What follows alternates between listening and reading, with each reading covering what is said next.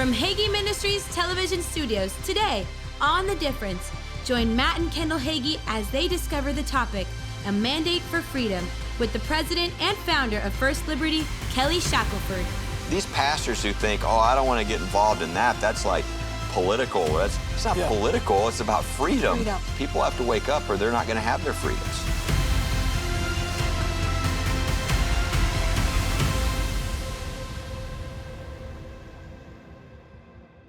Hello and welcome to The Difference. Kendal and I have a very special guest today, Kelly Shackleford from the First Liberty Institute. He's the lead counsel and founder of the organization that is doing every day what it can to defend our religious liberties and freedoms. Kelly, so good to have you on our program today. Thanks for having me. You know, First Liberty is a busy organization.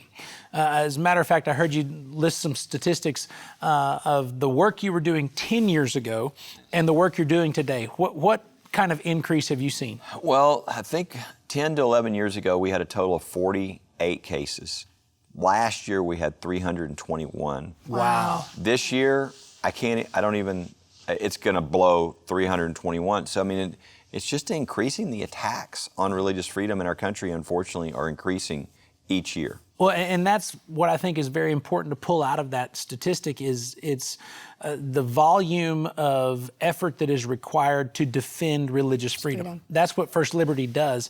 It dedicates itself to religious freedom. And, you know, you were mentioning in a conversation how people who aren't necessarily religious, they want to make sure that religious freedom is protected because they kind of see it as the coal miner's canary, if you would. Absolutely. Yeah, our founders called religious freedom our first freedom because they understood that if you lose that freedom, you lose all your freedoms.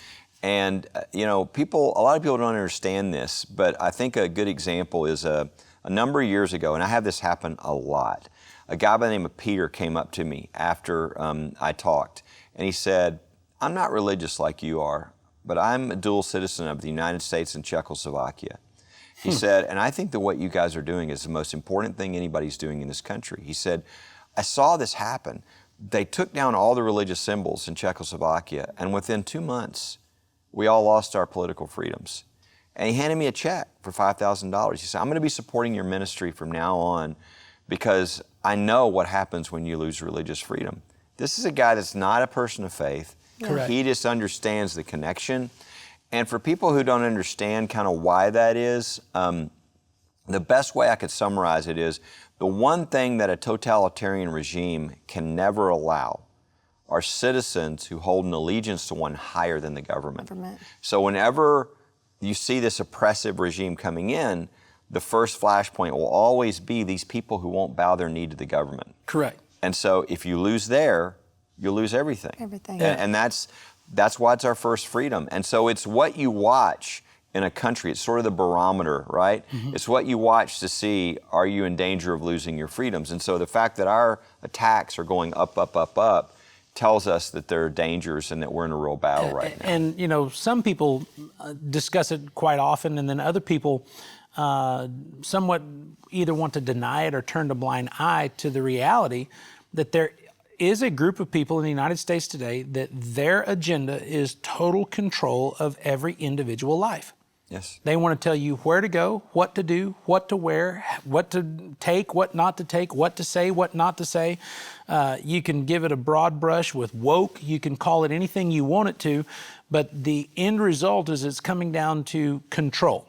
Can one person tell another person what to do and enforce it? And that is totally contrary to what the Constitution and the Bill of Rights enable each and every one of us to do. Absolutely. That's why we have a Constitution. That's why we have free speech. That's why we have free exercise of religion. And, you know, there's something that I know you understand very well, but a lot of people don't think about. You know, they see these woke corporations. They see this stuff happening where people are wanting to control everybody all of a sudden. And what they don't understand is Marxism is a competitor with Christianity. Correct. Right? If Marxism, in order for it to come into a country and have control, it has to remove religious freedom. And these woke corporations, it's just a substitute, right? It's their religion. And the difference, though, with Marxism and wokeism is, unlike Christianity, it doesn't believe in freedom. Absolutely. It thinks our religion, our way is the way, and we will force you to do it. And so that's the battle we're in right now, is this Marxism and this wokeism that wants to punish you. Christians don't want to punish you if you don't believe like they do, but wokeism does and Marxism does, and that's what we're witnessing, this battle. And we've got to push back. These pastors who think, oh, I don't want to get involved in that, that's like political, or it's not political, it's about freedom. Correct. It's about you standing as the church. And so we've got to wake up, and people have to wake up or they're not going to have their freedoms. Yeah, the mandate is really acclimate or be persecuted. That's right. And currently, First Liberty is taking on a case of a young lady who is, as a person of faith, simply stood up for what she believed and was punished for it. Take a look at this video and see what we mean. Lacey Smith loved being a flight attendant. The job was a perfect fit for her personality and her faith. I mean, there's of course adventure that's a part of it. There were so many places that I got to explore that I wouldn't have otherwise. And in the same way, that's the same thing with the people, right? You just have so many different people.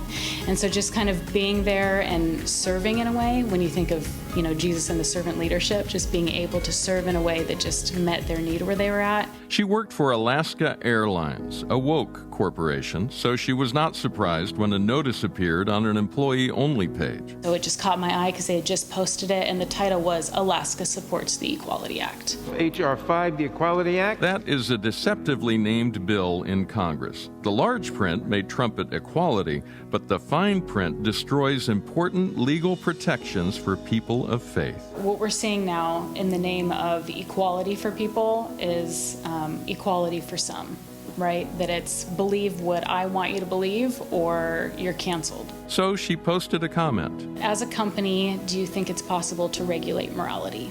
And that's all she wrote, but there was a great deal of thought behind it. In terms of regulating morality, laws are all about regulation. That's what they do. We're regulating behavior. Morality, when you break it down, is just what is right? What is wrong, the idea behind that. As a Christian, my morality comes from God. She says first the airline wrote a response to her comment. Then they deleted it. Then they paused her work schedule. Then they called her in for a meeting. Then they fired her. They said that by my asking the question, I was such a bad person that it merited firing me from my job. And I think that that's the hard part about it, that, what do people get fired for, right? Like, they get fired for being, not caring, incompetent, lazy, whatever. And mine had nothing to do with performance. It had everything to do with my character. And that's what they fired me for, that they said my character was so bad that I shouldn't work there anymore. And the ultimate irony, what Alaska Airlines did perfectly illustrates why Lacey had questions about the so-called Equality Act. I have the freedom to be who I want, unless apparently I work for Alaska Airlines. And then all of a sudden I no longer have the freedom to be who I am, because in order to keep my job, I now have to agree with everything that the company is saying and doing. When we are determined about things, and when we make up our mind about something, when we know that we know that we know, I think that it allows us that courage.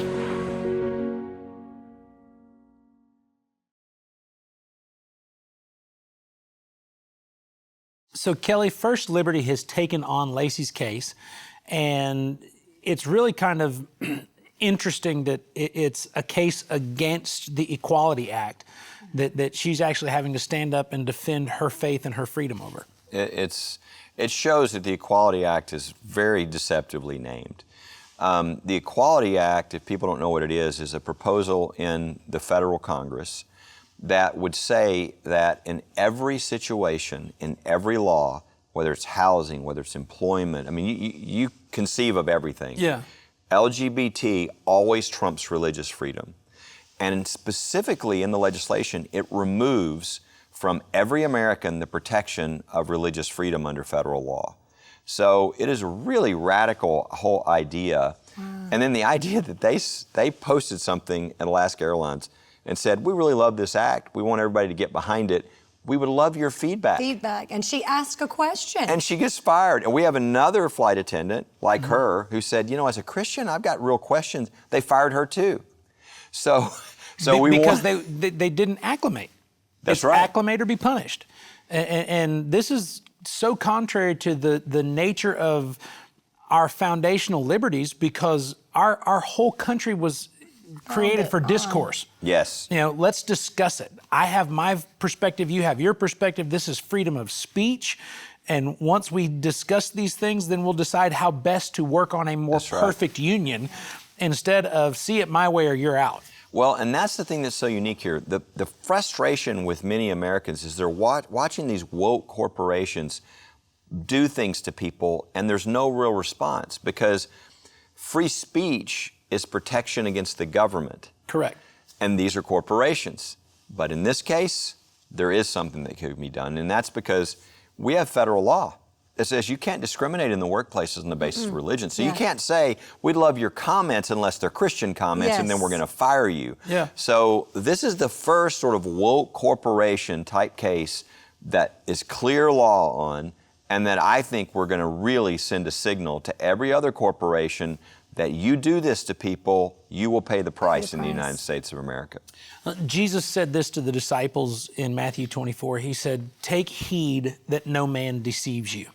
And if there was ever a time in which we saw deception just rampant, it's right now. But the good news is that there's truth, and the truth will set you free. We're going to discuss more about that when we come back to The Difference in just a few moments. And there's so much more when we come back. And people would say to me all the time, I don't understand this legal theory. I said, it's not complicated. It's exactly what you see pastors doing with the Bible. Correct. Is truth, or does it evolve? In America, we gather with family and friends once a year to celebrate Thanksgiving, a special time to recognize all the blessings in our lives.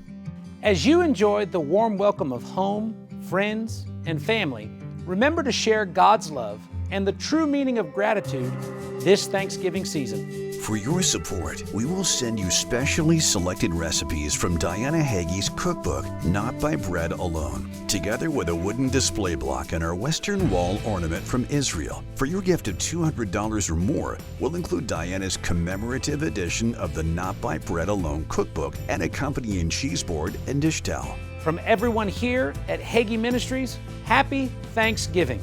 We pray that His Word continues to bless you and that the Lord nourishes your soul with His love. Send your best gift today. Call the number on the screen or visit jhm.org/thankful. See the Bible come to life by standing in the very places where the stories of the Holy Scriptures unfolded. Join Pastors John and Matt Hagee on this extraordinary tour of the Holy Land. Visit historical sites such as the Mount of Beatitudes, where Jesus delivered the Sermon on the Mount, float upon the waters of the Dead Sea, and pray at the Western Wall. Join us November 6th through the 16th, 2023. For more information, call the number on screen or go to jhm.org. Welcome back to The Difference. Kendal and I have as our guest today Kelly Shackleford from the First Liberty Institute. And Kelly, before we went to break, we were talking about an individual's case. Stewardess, works for Alaska Airlines, who simply did not align with the corporate culture, and therefore was terminated. Your organization has taken on her case. What does that mean for people who are watching at home and they say, well, I'm not a stewardess, I'm not working for that company, but it does have an impact on their lives in a very real way? Well, number one, I would say they need to know that there is a federal law that protects them in the workplace too. You can't be discriminated against in the way she was and another flight attendant. We represent two different flight attendants who were fired. Well, you can't do that. You can't fire people because they have a Christian perspective. Mm-hmm. And so they need to know, number one, they have that protection. Number two, the decision that does come down will be helpful to them too, because it will just establish precedent that makes clear the protections that are in the law for people, and it'll send a signal. All the corporations and their lawyers read the opinions, Absolutely. What comes down. And so when you leave a mark on one of these corporations, and they have to pay a fee and they get nailed, other corporations go, we're not going to do that. And so they begin to train everybody not to do this type of thing to people who are people of faith. So it can affect people in a lot of ways. And I would encourage people to really pray for this case. We filed the first step, which is with the EEOC, After that will come a lawsuit. One of the good pieces of news is the former general counsel of the EEOC, she left a couple of years ago. When she saw the facts of this case, she said, I've got to be a part of this. She's one of our counsel on the team. Well, and you know, First Liberty, I tell people, you guys are really on the front lines of the battle for freedom, because the world we live in, warfare is now lawfare. And the courts are the arenas in which, you know, these battles take place, and words are weapons.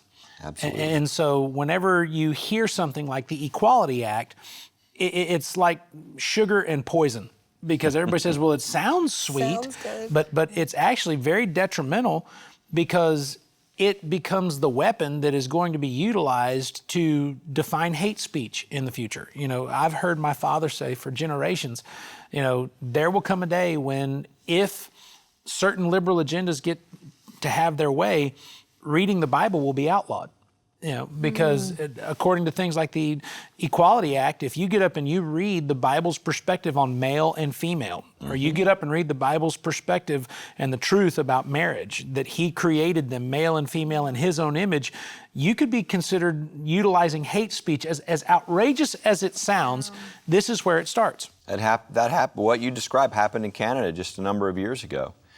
So that's exactly where you go if you don't have a system like our system with the First Amendment. And it's why it's so important that we have good judges and good justices. And so, again, I am very encouraged about our courts, because what a lot of people don't understand is let me put it this way, in the positive way. For the first time in 80 years, we have a majority of justices on the Supreme Court who think their job is to find the original meaning of the text. Now, people might find that surprising.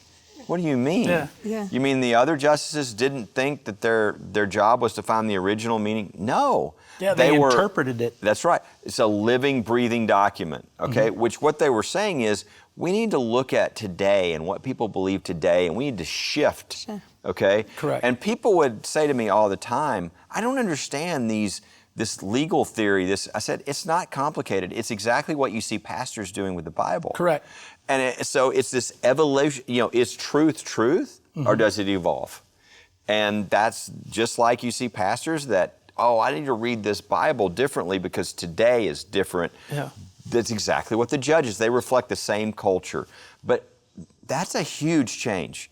80 years, we haven't had that. Wow. We now have. Now, they might find a different original meaning than you think.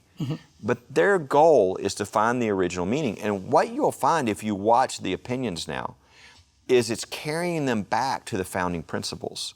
And in religious freedom, it's carrying us back to the pure religious freedom protections we've had, which, you know, have been really watered down through bad decisions. But as you have justices who think it's more important what the Constitution says and what it means than what some liberal court said in some opinion 50 years ago, they're beginning to scrape off the dross and really bring back the vibrancy of our freedoms. And so the courts are really, there's an encouraging thing happening there that most people are not seeing, and especially in religious freedom. I mean, I think we're just the beginning of some really incredible advances for protections of religious freedom. Well, and it's an important time for people to be willing to take those strong stands. Yes. Because it's not just affecting one area or one part of the country. You recently represented two young ladies who had achieved high academic marks. They were the valedictorians of their class, but because they wanted to share their faith in their valedictorian speeches, they were told that they could not. Yeah. That's right. And, you know, that's a clear violation of law. The school is the government. These are public schools. The citizen, the student, is a private citizen. So think of this. They've won the right to speak. Correct. And valedictory address means a personal farewell. People talk about all kinds of things, right? What's important to them? They might talk about politics. We've seen these things with valedictory addresses. Yes. In this case, I'm thinking of the first one first, Elizabeth Turner. She wanted to talk about what she thought was the most important when you look to a farewell and what's ahead. And that's about God on where you are with Jesus. Her faith. Yeah. She has a right to do that. The idea that the government would come in and say, well, there's certain things you're going to say, in the words they use, that are not appropriate. Correct. What do you mean not appropriate? Yeah. Okay, the government doesn't have a right to say that Jesus is not appropriate. And so I'm thankful for her, not only for being a good student, earning the right to speak, and then deciding, feeling led to talk about her faith, but that she stood her ground. She didn't back down. No. She reached out to us. And by the way, you want to hear the really odd thing? Guess where this was? Where?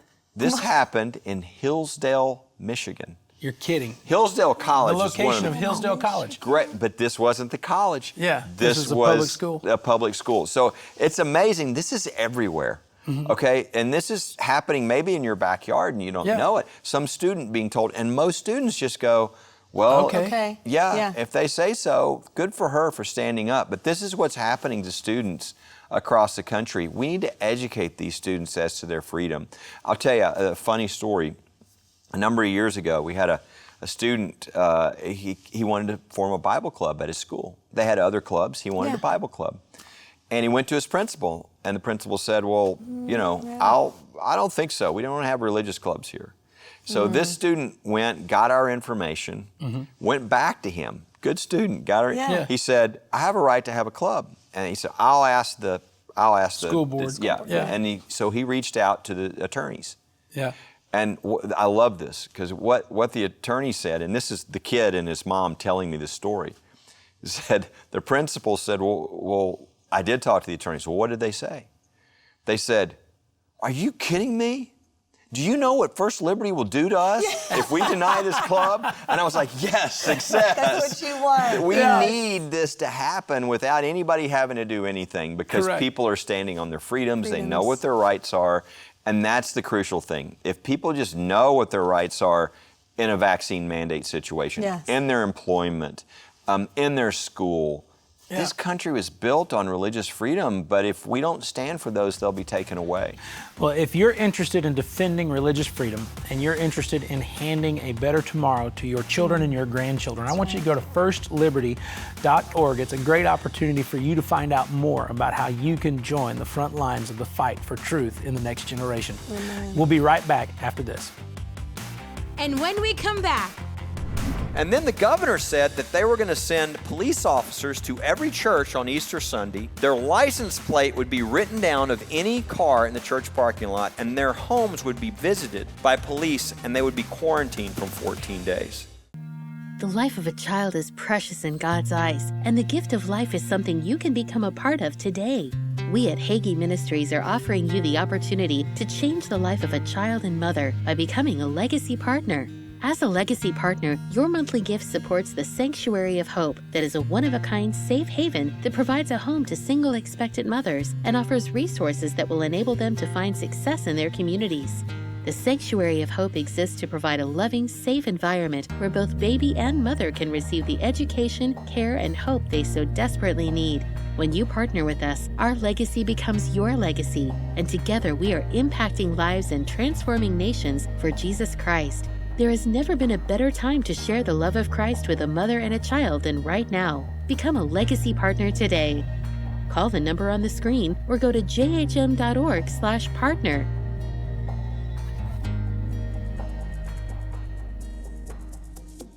Here at Hagee Ministries, we're excited to announce our digital web platforms that provide you with live streaming services, special messages, and series, all through our video on-demand applications. Our Hagee Ministries channel app is now available on Apple TV, Amazon, and Roku streaming platforms. You can also watch our services live on your favorite social media channels, including YouTube, Facebook, or online at jhm.org/watch.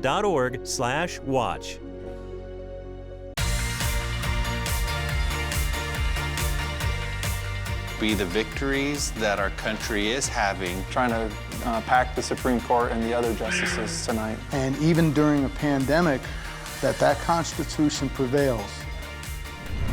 What happened when for the first time we gave mayors and governors massive power that they had never had in their lifetime? What was the first flashpoint? It was the churches being shut down and the synagogues being shut down. It was religious freedom. And we knew this, and we went into that saying, Lord, we really need help on this, because we understood there was no precedent, and there's no cases on this, and we knew how hard it would be if you're a judge. Think if you're a judge, a federal judge, and somebody comes into court and says, hey, I want you to open up our church for an hour on Sunday. And on the other side is the governor saying, I'm trying to save millions of people's lives. So we prayed, and we had hundreds of churches and synagogues saying, you won't believe what they're doing to us. But we were trying to wait for the right case. And if you'll remember, the images we're seeing right now at this point was a father throwing a baseball with his son, being handcuffed for throwing a baseball in the park. A person coming off the beach all by themselves with a search board being arrested for being on the beach. We were seeing things where people were wondering, has the Constitution been suspended? And so we knew this was important. And about 1.5 years ago, right before Easter, we got a call from a church, On Fire Christian Church. They were coming into Easter and they were struggling with, how do we come together for Easter but yet be safe? They came up with an idea. We'll drive into the church parking lot. We'll have the pastor speak over a radio frequency, and we can be together. Well, the city of Louisville said this would have been a crime, and they were going to be criminally prosecuted if they drove their car into the church parking lot. And then the governor said that they were going to send police officers to every church on Easter Sunday. Their license plate would be written down of any car in the church parking lot, and their homes would be visited by police, and they would be quarantined from 14 days in their home. We said, okay, we're now in China. This is the case. And so we filed in federal court for an immediate injunction, what's called a temporary restraining order, in federal court on Good Friday. We got an excellent judge, federal judge by the name of Judge Justin Walker, and he said, I can't believe I'm even writing, much less reading about this. This is like from some dystopian novel. An American city is criminalizing people coming together for Easter. He said, this is outrageous, it's unconstitutional, and this will never happen as long as I'm a federal judge.